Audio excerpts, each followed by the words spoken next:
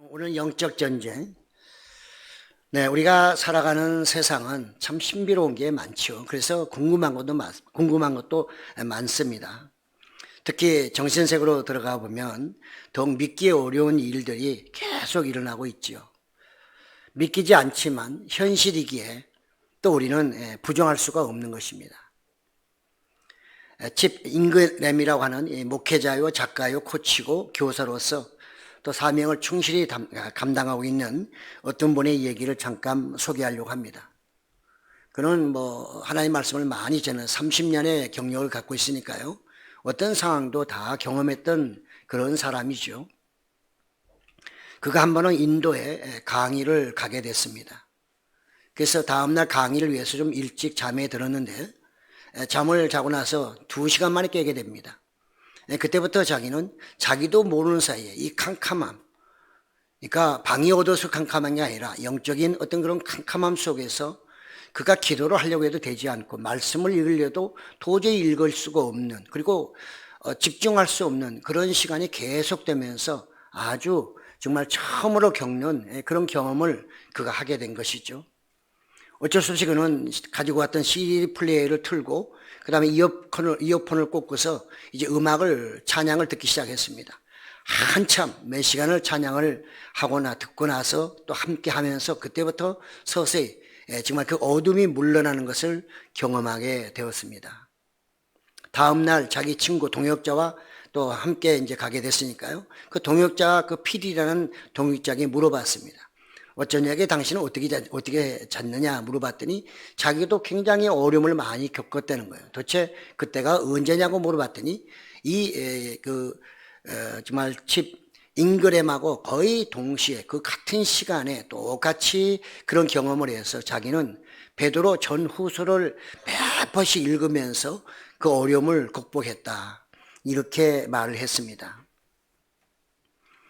그래서 정말 그들은 새로운 경험을 하게 됐고요. 또 나가서 놀라운 것은 그날 그 다음날 이 집회가 정말 놀랍게도 은혜 가운데 성공적으로 끝나게 됐고 또 하나님의 놀라운 영적인 역사들을 경험하기도 했다고 하는 것이죠. 성 어거스틴, 그 어머니 모니카의 기도로 그저 한 20년 가까이 기도한 끝에 그가 다시 하나님께 돌아와서 성인이 된 사람입니다. 우리 기독교 역사에서는 참으로 중요한 역할을 했던 성 어거스틴, 그는 이렇게 말합니다. 나는 사단이 내게 오는 것을 환영한다. 내 믿음을 위해 나의 악마와의 대결이 필요하기 때문이다.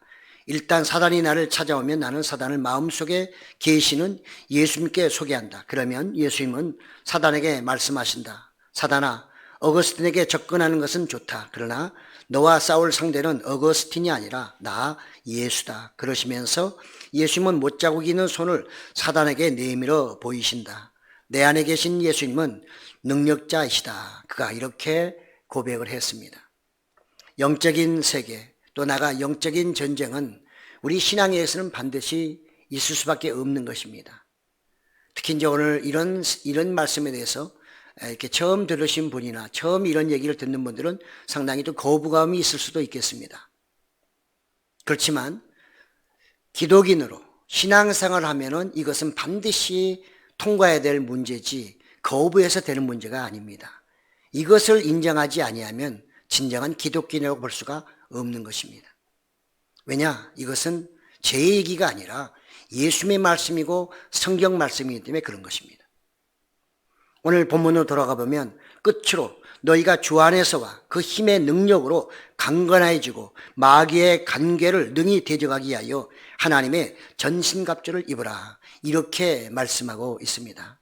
오늘 말씀은 한마디로 말하면 영적 전투를 철저히 대비해라. 이렇게 우리가 이해할 수 있는 것입니다. 예수님은 부활하신 후에 제자들에게 나타나서 복음의 증인이 되라고 말씀하셨습니다. 3년 반 동안의 예수님의 공생애 속에서 그들은 예수님과 함께 다니면서 복음을 직접 간접적으로 어떻게 전하기도 하고 듣기도 했죠. 그러나 예수님은 부활하신 후에 다시 그들에게 나타나셔서 이제는 나의 증인이 되라고 말씀하시면서 그 증인이 그냥 되는 것이 아니라 바로 이 성에 머물러 성령을 받은 후에 나의 증인이 되라. 이렇게 말씀하셨습니다. 다른 말로 말하면 이거는 육의 인생에서 영의 인생으로 바뀌는 것을 의미하는 것입니다. 그들도 다 세상에 삽니다. 먹고 입고 사람들 만나서 살지만 그러나 그것이 이제는 그들의 보이는 세계는 육적인 세계가 아니라 영적인 세계로 발전하고 있는 것이고 그렇게 새롭게 전개되고 있는 것을 우리에게 알려주는 것입니다. 예수님은 그래서 그냥 복음 전하는 게 아니라 그 영의 세계를 성령을 통해서 성령의 이제 임재하심을 통해서 그 영의 세계를 너희가 전하라고 하신 것이죠. 그때 우리는 신앙생활 하면서 육의 세계만 알고 이 영의 세계를 모른다고 하면 마치 제자들이 성령이 임하기 전에 살아갔던 그 모습과 별 차이가 없는 것이죠.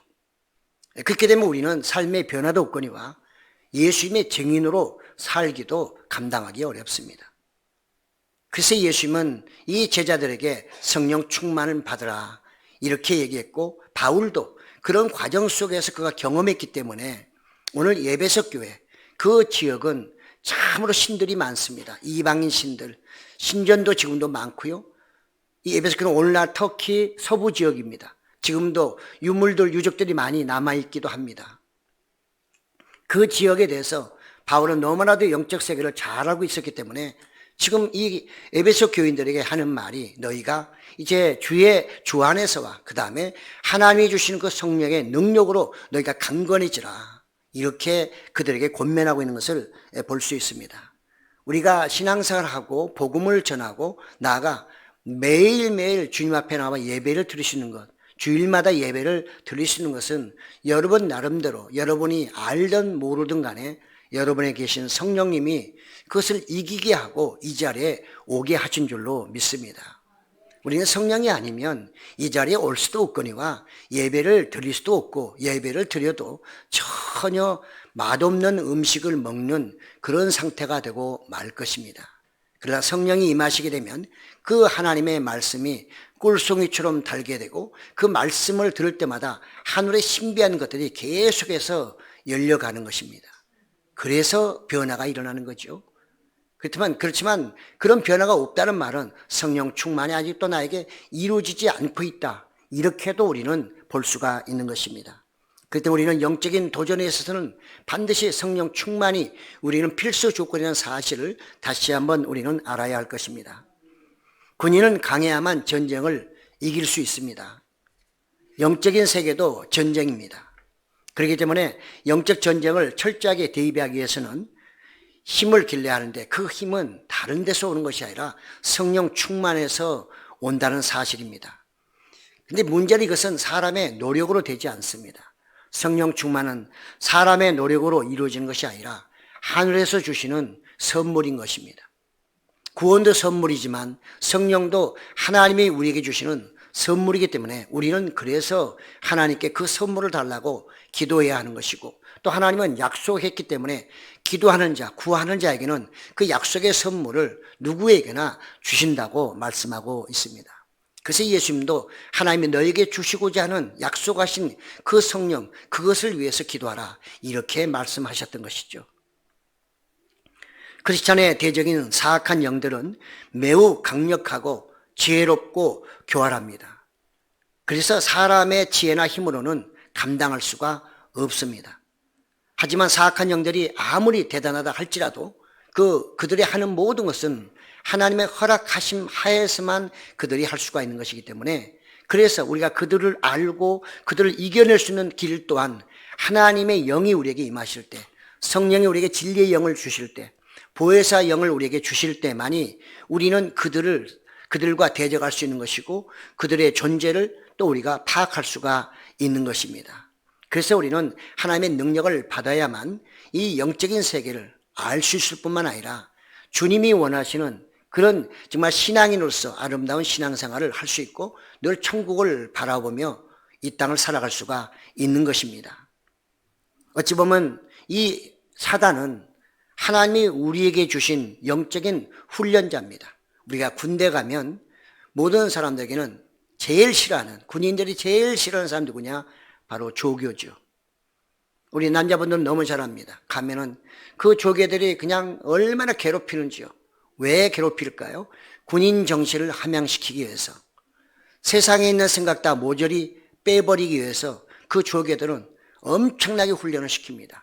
조계가 사람이 좋아서 대충 봐줄 것 같으면 그는 불려가 가지고 또 기합을 받죠. 그러니까 그들은 기합을 받지 않으려고 하면 새로 막 들어온 군대 초년생들, 사회인들을 정말 엄청나게 군인의 법에 의해서 군인적인 정신을 가지고 그들을 엄청나게 훈련을 시킴으로써 나중에 군인다운 군인이 되는 것이거든요. 어찌 보면 사단의 영도 우리에게는 매우 필요한 것입니다. 그것을 통해서 우리 영이 훈련을 받게 되고 그걸 통해 하나님을 알게 되고 그걸 통해서 영의 세계를 점점 알아가게 되기 때문에 그렇습니다. 그러나 중요한 것은 조교에게 우리가 여러 가지 어떤 훈련을 받을 때 조교의 말대로 하지 않으면 엄청나게 두드러 맞습니다. 죽기 직전까지 때려도 웬만하면 군대에서는 그것을 죄로 생각하지 않습니다. 왜? 그것이 조교의 할 일이기 때문에. 사단도 마찬가지입니다. 우리에게 허락한, 하나님이 우리를 향해서 허락한 것이 있기 때문에 그 한도 내에서는 그들도 우리를 마음대로 다스릴 수 있는 것입니다. 그래서 그 훈련 또한 영적인 전쟁이에요. 거기서 지면은 내가 엄청난 많은 상처를 입게 되고요. 그 상처를 입게 되면 내 삶이 피곤해지고 힘들어지고 늘 골골하는 것입니다. 그렇기 때문에 성령은 우리에게 성령을 충만해서 그런 골골한 사람이 되지 말고 건강한 군인, 강건한 군인, 그래서 늘 모든 걸 이겨내는 그런 군사가 되라고 우리에게 말씀을 하고 있는 것이죠. 그렇기 때문에 우리는 영적 전쟁을 항상 철저하게 준비하지 않게 되면 우리의 삶에서 실질적으로 이런 것들이 다양하게 공격을 받게 되는 것이고요. 그렇게 되면 잘못하면 너무 상처를 많이 받아버리면 아사 직전까지, 죽기 직전까지 가게 되면 그 다음엔 교회를 나올 수가 없는 거죠. 영적 군사는 하나님의 전신갑주를 입어라 이렇게 말씀합니다. 전신갑주라고 하는 것은 갑옷과 모든 무기입니다. 로마 군인은 전쟁에 나갈 때요, 투구부터 시작해서 갑옷과 띠와 방패, 신, 칼 등 이 모든 것으로 완전 무장하죠. 그래야만 그들은 적군과 싸워 이길 수 있기 때문에 그런 것입니다. 오늘 바울은 그런 로마의 정말 장군을 생각하면서 그리스도인에게도 하나님의 전신갑주를 입으라 이렇게 명령하고 있음을 볼 수 있습니다. 하나님이 우리에게 주신 전신갑주로 뭐가 있을까요? 그것은 하나님의 말씀이 있고 그 다음에 기도가 있으며 또 성령 충만이 있습니다. 이 모든 것들이 우리에게 충만히 채워질 때 우리는 하나님의 말씀으로 하나님의 것으로 우리가 완전 정말 무장할 수 있는 것이고요. 나가서 정말 전신갑주를 입게 되는 것입니다. 그래야만 우리는 영적인 싸움에서 결함이나 또는 부족함이 없게 되는 것입니다. 영적 완전 무장은요, 거룩한 군사가 되는 것이거든요. 그러니까 거룩한 군사, 구약에서부터 신약에 이르기까지 거룩하란 말을 수없이 강조하고 있는 이유는 그 거룩해져야만, 거룩한 군사가 되어야만 모든 전쟁에 이길 수 있기 때문에 그런 것입니다. 거룩한 전사가 되지 않으면, 군사가 되지 않으면 그 영적 전쟁을 이길 수가 없는 거예요. 그래서 경건해야 되고, 그래서 말씀을 읽어야 되고, 성령 충만해야 되고, 기도를 해야 하는 것이죠. 사악한 영들은요, 다양한 속임수나 계략을 가지고 우리에게 접근합니다. 사악한 영은 우리의 삶을 통해 슬그머니 침투하지요. 영적 전쟁은 현실적입니다.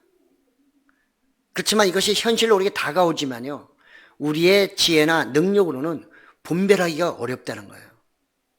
우리가 누구하고 싸우고 다투고 미워하고 시기하고 질투하지만 그는 그 사람 뒤에 누군가 있는 것입니다. 마치 어린아이에게 뭘 하면은 그걸 시키는 부모가 있듯이 우리의 모든 상대에도 보면 우리가 영적인 크리스찬으로 살아갈 때는 바로 우리 뒤에는 그런 어떤 정말 배경이 있다는 것이죠. 그래서 우리가 그것을 잘 볼 수 있고 분별할 수 있을 때는 영적으로 내가 단단히 서 있기 때문에 이겨낼 수 있지만 그 정체를 알지 못하게 되면 판판이 그 시험에서 또는 전쟁에서 늘 패하게 되는 것이죠. 저도 마찬가지고 여러분도 마찬가지고 나도 모르는 사이 여러분도 모르는 사이에 영적인 침투에 의해서 때로는 공격을 많이 당한 후에야 뒤늦게서 발견하고 그때 주께 부르짖음으로 또 그 영적 전쟁에서 승리하는 그런 경우를 아마 경험하시게 될 것이고 또 경험하실 줄로 믿습니다. 그래서 이런 영적인 모든 것들에 대해서 최고의 그 정말 모든 것을 감지해주는 고성능 레이더가 필요한데요. 그 고성능 레이더가 바로 뭐냐? 그게 성령님입니다. 성령님이 충만하게 되면 그 성령님을 위해서 모든 것을 우리에게 정보를 제공했죠. 그래서 지금에서는 어떤 문제라는 걸 우리에게 정보를 제공하면 우리는 그 정보를 빨리 입수해서 내가 어떻게 대처를 해야 되겠다는 것이 금방 방법이 세워지는 것이거든요. 그러니까 이런 영적인 세계를 알지 못하게 되면 늘 싸우는 거죠. 늘 불평 원망이고, 근데 사실은 이 악한 영들은 우리로 하여금 그렇게 해가지고 우리의 거룩함을 만들어가지 못하게 하는 것입니다. 경건한 생활을 깨버리게 하는 것입니다. 그것이 그들의 임무거든요. 그래서 이것을 우리가 깨닫지 못하게 되면 우리 영적인 삶에서 날마다 패하기 때문에 성장이 없고요. 하나님 말씀마다 은혜가 되지 않고 기도해도 응답이 없고 나가서 내가 신앙생활을 해도 왜 하는지, 사람들이 영적인 얘기를 해도 저게 뭔 소리인지 전혀 이해가 되지 않는 것입니다. 그만큼 이 정말 악한 영들은 다양한 방법으로 우리에게 정말 좀 침투해서 우리를 넘어지게 하는 그런 것이기 때문에 우리가 이 성령으로 철저히 영적 전투를 준비하지 않게 되면 항상 속아 넘어가게 된다는 것입니다. 제일 우리가 경계해야 될 게, 이 영적 전쟁에서 제일 경계해야 될 게 뭐냐? 그런 자기도 모르게 오는 교만함입니다. 자기도 모르게 오는 거만입니다. 이건 제일 무서운 것이거든요. 이걸 꺾을 수 있는 건 누구냐? 자기밖에 없어요. 무엇으로? 성령이 충만했을 때 그걸 깨닫고 자기가 내려놓는 수밖에 없는 것입니다. 다른 사람이 내려놓아서 내려놓는 것이 결코 아니거든요. 그렇기 때문에 이런 경건 훈련을 늘 해야 되고요. 이런 교만과 방심, 거만 이런데 그런 자리에 내가 앉지 않기 위해서 늘 하나님의 말씀으로 내가 거룩하게 살아야 되는 이유이기도 한 것입니다. 디모데전서 4장 8절에 보니까요. 육체의 연단은 약간의 유익이 있으나 경건은 범사에 유익하니 금생과 내세에 약속이 있다. 이렇게 말씀하고 있습니다. 영적인 우리의 군사는 적군과 싸울 수밖에 없는 것이고요. 싸우면 반드시 밀고 나가야 하는 것입니다. 뒤로 후퇴하는 것은 지고 마는 것이잖아요. 기싸움에서도 우리가 그렇지 않습니까? 그렇지만 대적은 만만치 않은 존재입니다. 혈과 육의 존재가 아니라 눈에 보이는 그런 존재 같으면 어떻게든지 그냥 딴지를 걸어서 넘어뜨리게 하든지 먼저 주먹을 한 대 치든지 해서 이길 수 있겠지만 이것은 눈으로 보이는 그런 사람이 아니라 보이지 않는 영적 존재라는 것이죠. 그렇기 때문에 그것이 굉장히 어렵습니다. 그들은 또 보통 존재가 아니라 오늘 바울이 말하듯이 그들은 큰 힘을 갖고 있어요. 오늘 보면은 막강한 힘을 가진 통치자들, 자기의 힘을 마음대로 휘두르는, 엄청난 힘을 휘두르는 권력자들, 그리고 나가서 어두운 세상을 지배하는 악령들, 그리고 하늘의 세계에서도 역시 권세를 가지고 누리는 하늘의 권세들, 이것들이 우리가 대적해야 될 적들인 것입니다. 우리는 사람하고 싸우는 건, 사람끼리 싸우는 건 이건 사실 어찌 보면 하찮은 것입니다. 내가 피해버리면 되고 내가 안 가면 그만이고 말 안 하면 그만입니다. 이게 육적인 관계지만 영의 세계는 그렇지 않아요. 내가 피하고 싶어도 마음대로 피할 수 없고 말하고 싶지 않아도 마음대로 말 안 할 수 있는 것이 아니라는 것이죠. 계속해서 영적으로 보이지 않는 존재가 우리를 공격하기 때문에 우리는 반드시 그 싸움에서 이겨내야 되고 그것을 해치고 나가야 한다는 사실이죠. 그러니까 예수님은 제자들에게 성령을 받아야 나의 증인이 된다고 말씀하신 것이고요. 오늘 본문에도 마찬가지고 성경의 곳곳에 성령 충만한 얘기를 수없이 강조하고 있는 이유가 바로 거기에 있는 것입니다. 그들은 아주 정말 에덴 동산부터 이 사악한 존재들은 에덴 동산부터 변장 위장해서 뱀으로 위장해서 가까이 와서 아담과 이브를 속이면서 선악과를 따먹게 했잖아요. 바울은 그래서 고린도후서 11장 13절에서 15절의 말씀을 이렇게 합니다. 그런 사람들은 거짓 사도요 속이는 일꾼이니 자기를 그리스도의 사도로 가장하는 자들이니라. 이것은 이상한 일이 아니니라. 사단도 자기를 광명의 천사로 가장하나니 그러므로 사단의 일꾼들도 자기를 의의 일꾼으로 가장하는 것이 또한 대단한 일이 아니니라. 그들의 마지막은 그 행위대로 되리라. 이렇게 말씀하고 있습니다. 오늘 짧은 이 세 절 속에 가장한다는 말을 3번씩이나 하고 있습니다.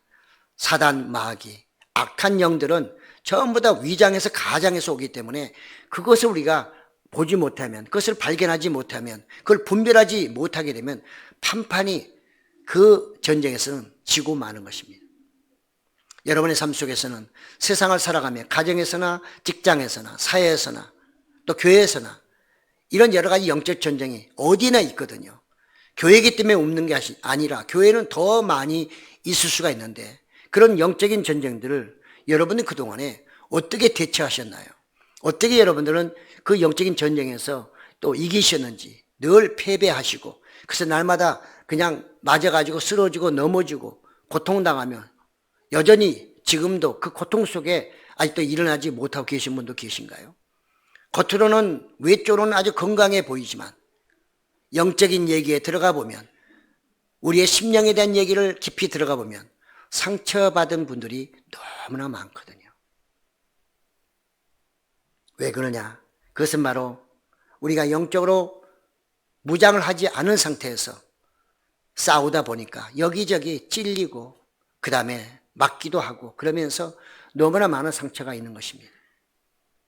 예수님은 이미 이걸 다 알고 계시기 때문에 그런 상처를 입지 않으려면, 그런 싸움에서 이기려고 하면 성령 충만하라. 바울도 오늘 에베소 교회에게 하나님의 전신갑주를 입어라. 그의 그리스도 안에서와 그의 능력으로 충만하라. 성령 충만하라 이 말이거든요. 이렇게 바울도 그렇게 에베소 교회에게 권면하고 있는 이유가 바로 거기에 있는 것입니다. 신앙생활은 단순히 내가 이 몸이 교회에 왔다 갔다 하는 것으로 신앙생활이 이어지는 것이 아닙니다. 여러분을 교회에 오게 하고 또 나아가서 기도하게 하시고 말씀을 보게 하시며 여러분의 영을 성장시키는 것은 바로 여러분 안에 계신 성령님, 여러분을 늘 돌봐주시는 하나님의 은혜와 예수 그리스도의 사랑이 있기 때문에 우리가 이렇게 신앙생활을 하고 있는 줄로 믿으시기 바랍니다. 그래야만 우리는 어려운 일을 만났을 때 세상을 두려워하지 않고 내 안에 계신 성령님이 나를 단단하게 붙잡아 주므로 세상을 두려워하는 것이 아니라 하나님을 두려워함으로 하나님의 그 말씀을 붙잡고 나가 싸울 때 반드시 승리를 하게 되는 것이죠. 오늘날 우리는 너무 환경을 두려워한 나머지 하나님을 너무 쉽게 생각하는, 내 아버지니까 나의 모든 걸 용서하시고 늘 사랑하시는 하나님이기 때문에 내가 하나님은 두려워하지 않아도 된다고 하는 생각은 아주 잘못된 것입니다.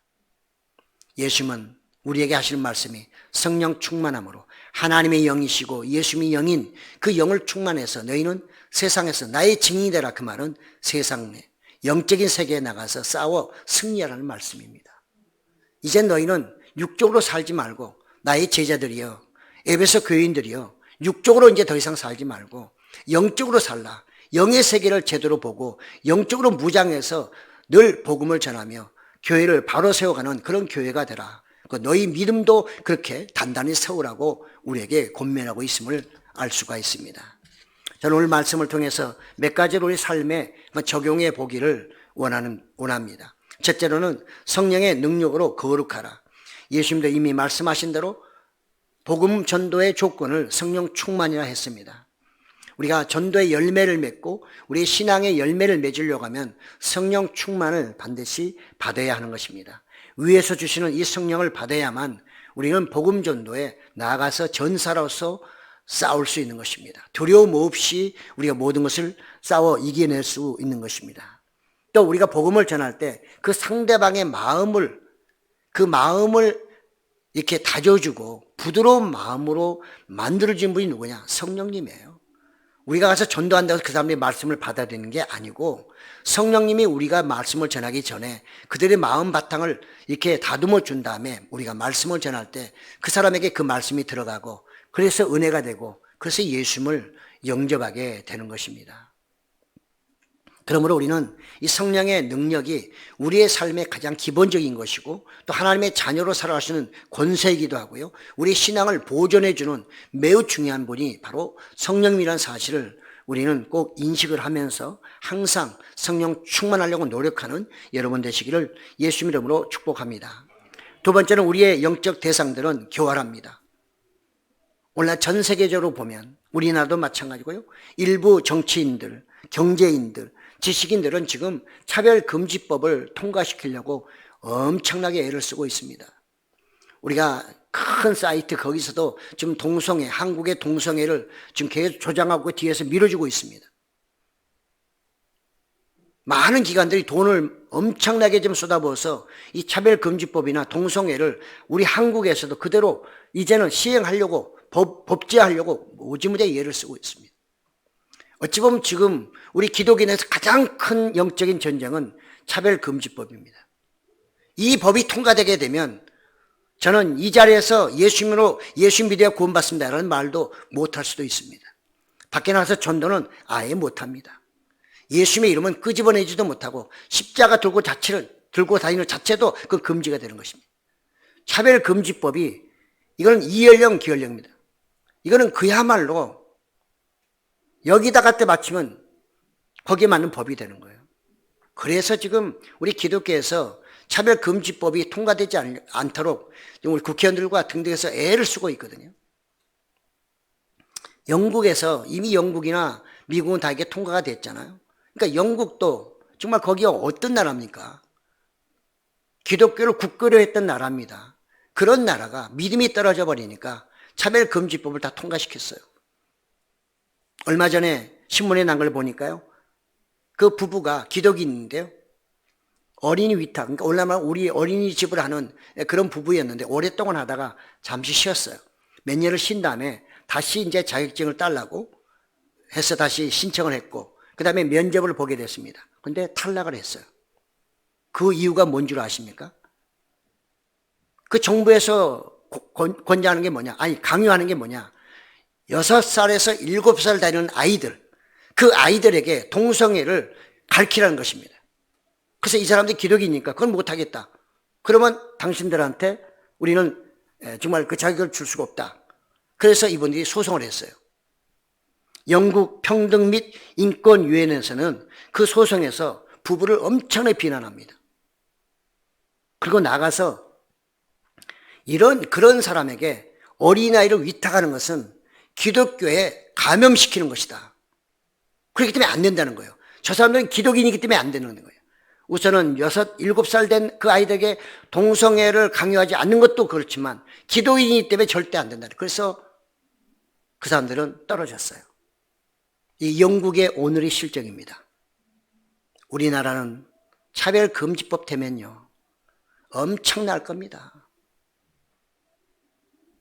기도 많이 하셔야 돼요. 내가 1대1로 살아가는 것도 영적인 전쟁이지만 우리 기독교는 지금 이런 정말 그야말로 전방위적으로 우리를 압박하는 그런 엄청난 영적인 전쟁을 우리는 하고 있는 거거든요. 헌법재판소에서는 뭐라고 판결했느냐?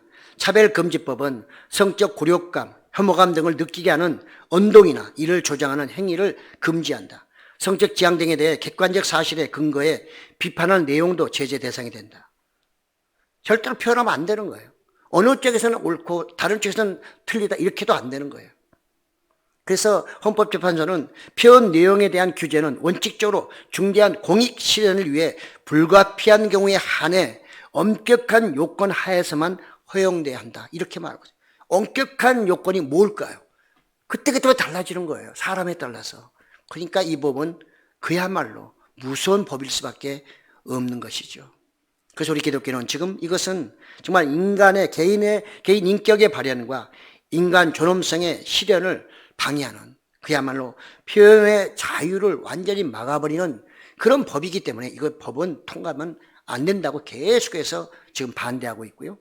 그래서 자주 여러분의 문자도 올 겁니다. 반대 서명하라 달라고 하는 그런 문자가 계속 아마 오고 있을 때 여러분들도 거기에 협조하시기 바랍니다. 세 번째로는요, 영적 전쟁은 그러나 반드시 우리가 승리합니다. 근데 우리는 보이는 세계와 싸우는 게 아니라 보이지 않는 세계와 전쟁을 하고 있거든요. 그래서 영적 전쟁이라고 하는 것입니다. 영적 전쟁은 대체로 항상 우리에게 접근할 때 모든 것이 평화적으로 접근합니다. 그렇지 않겠어요? 우리를 무너뜨려온 사람이 처음부터 뿔 달고 와서 우리에게 접근하면 우리가 벌써 피할 거 아니에요. 그러니까 평화적으로 접근하는데 나중에 보면 그 정체가 아주 정말 무서운 정체라는 것을 우리는 알게 되죠. 지금 우리는 우리 삶 속에서 정말 전방위적으로 엄청난 이런 영적인 침투와 공격이 있을 때에 이걸 분별하지 아니하면, 영적인 통찰력을 가지고 이것을 골라내지 않게 되면 그 모든 것은 다 내가 받아야 되는 상처이고 그 다음에 내가 받아야 되는 짐이라는 것입니다. 그것 때문에 나는 쓰러질 수도 있고 넘어질 수도 있는 것이죠. 그래도 다행인 것은 하나님은 우리에게 분명히 말씀하시기를 예수를 믿는 자, 예수님께서는 이미 모든 권세를 주셨기 때문에 이길 수 있다. 그리고 마귀 사단은 하나님의 명령하에서만 하기 때문에 그분이 최종적으로 우리를 승리자로 만들어 주실 건 틀림이 없겠으나, 그러나 영적 전쟁에서 실패했을 때 거기에 오는 충격 또한 적지 않다는 것을 꼭 기억하면서 철저하게 준비를 해야 한다는 것입니다. 요한일서 4장 4절 5절에 보니까 자녀들아 너희는 하나님께 속하였고 또 그들을 이기었나니 이는 너희 안에 계시니가 세상에 있는 자보다 크심이라. 그래서 우리 안에 계신 성령님이 세상의 그 어떤 것보다도 크다. 그 때문에 너희는 이미 이겼다. 이렇게 선포하고 있습니다. 그래서 우리는 예수님의 능력과 보혈로 말미암아 모든 영적 권세를 이길 수 있다는 확신을 가지고 나가야 하는 것입니다. 얼핏 볼 때는 질 수밖에 없는 어떤 전쟁이고 우리가 도저히 이길 수 없다고 생각할지라도 이런 믿음을 가지고 나갈 때 성령께서 우리에게 강력한 무기가 되셔서 그 모든 것을 이겨내게 하시는 줄로 믿습니다. 야고보서 4장 7절에 말합니다. 그런즉 너희는 하나님께 복종할지어다. 마귀를 대적하라. 그리하면 너희를 피하리라. 그렇습니다. 아무리 강한 마귀라도 우리가 예수님의 이름으로 예수님의 보혈을 나가게 되면 그 마귀는 우리를 피할 수밖에 없는 것이고요. 우리는 그 마귀 사단을 이겨낼 수가 있는 것입니다. 그래서 사도행전 3장 6절에 베드로가 말하기를 은과 금은 내게 없거니와 내게 있는 이것을 내게 주노니 나사렛 예수 그리스도의 이름으로 일어나 걸으라. 사랑하는 성도 여러분, 영적 전쟁에서 혹시라도 또 여러분이 많이 어려움을 겪고 계신 분이 계신가요? 오늘 나사렛 예수의 이름으로 명하노니 일어나 걸어가라. 이 베드로의 말씀처럼 예수의 말씀을 부여잡고 성령의 놀라운 역사를 통해서 다시 한번 일어서서 또 정말 그리스도의 군사로서 열심히 나아가기를 바랍니다. 승리하시는 여러분 되시기를 예수의 이름으로 축복합니다. 아멘.